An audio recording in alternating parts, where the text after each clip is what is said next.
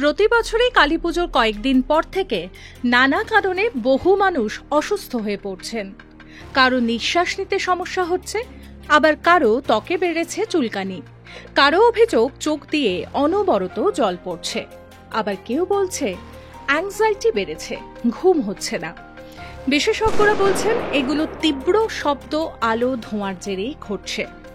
আলোর উৎসব কাটার 1 থেকে 4 সপ্তাহের মাথায় প্রকট হচ্ছে নানা শারীরিক সমস্যা। 1 থেকে 4 সপ্তাহের মধ্যেই ধরা পড়ছে ত্বক, শ্বাসনালী, হার্ট, নাক, কান ও গলার নানাবিধ অসুখ।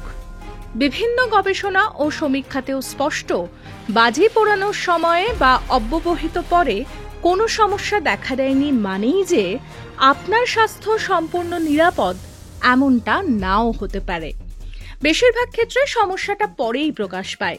তাই যাদের ত্বক কিংবা শ্বাসনালী, হৃদযন্ত্র কিংবা স্নায়ু অতি সংবেদনশীল, তাঁদের বারুদ, ধোঁয়া, শব্দ, আলোর থেকে যতটা সম্ভব দূরে থাকারই পরামর্শ দিচ্ছেন বিশেষজ্ঞরা।